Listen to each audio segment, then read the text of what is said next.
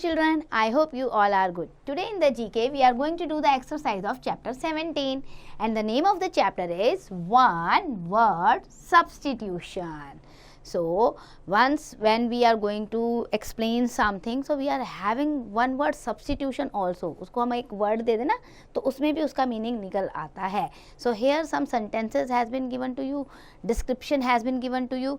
You have to write the single word, means the substitution for that. So let's start with the number 1.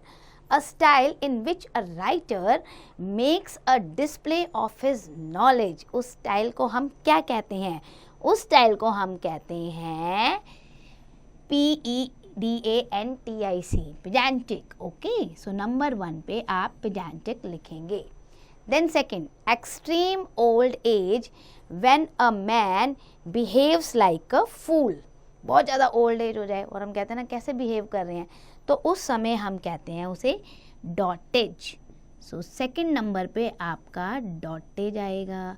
Okay, इसको आप यहाँ से arrow करके डालेंगे डॉटेज को यहाँ इस तरीके से और वहाँ मेंशन कर देंगे.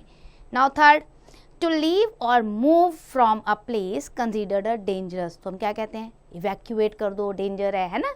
सो थर्ड नंबर पे आपका आएगा evacuate. Now moving to the fourth, one who has little faith in human sincerity and goodness. बहुत कम फेथ होता है लोगों की अच्छाई में, जिसको उसे हम कहते हैं साइनिक पर्सन है भाई. This one is fourth, cynic. Now fifth, the act of violating the sanctity of the church. जब हम चर्च की सैंक्टिटी को वायलेट करते हैं तो उसे हम कहते हैं सैक्रिलेज. सो फिफ्थ नंबर पे आप सैक्रिलेज मेंशन करेंगे. नाउ 6, हैबिचुअली साइलेंट और टॉकिंग लिटल. जो बहुत कम बोलता है उसे हम कहते हैं टैक्टिटर्न. ओके, तो 6 नंबर पे आप टैक्टिटर्न मेंशन करेंगे. Now 7th, a person not sure of existence of God.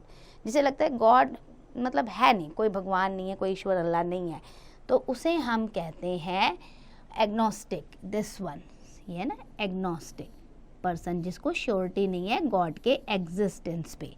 Now moving to the 8, a list of the business of subjects to be considered at a meeting. So जो business की list होती है बेटा उसे हम कहते हैं एजेंडा. देन 9th नंबर देखिए आप, tending to move away from the centre of axis. Centre of axis से जब हम मूव अवे करते हैं उसे हम कहते हैं सेंट्रीफ्यूगल. सो 9th नंबर पे आपका सेंट्रीफ्यूगल आएगा. देन 10th पे आ जाओ, इन अ स्टेट ऑफ टेंशन. जब हमें एंग्जाइटी होती है, सस्पेंस होता है, तो उसे हम कहते हैं on tenter hooks. Okay. Then 11th, a large sleeping room with many beds. उसे हम कहते हैं dormitory. This one. Now moving to the 12th, parts of a country behind the coast और रिवर्स बैंक. रिवर बैंक्स के बीच पीछे जो parts of country होता है उसे हम कहते हैं हिंटरलैंड.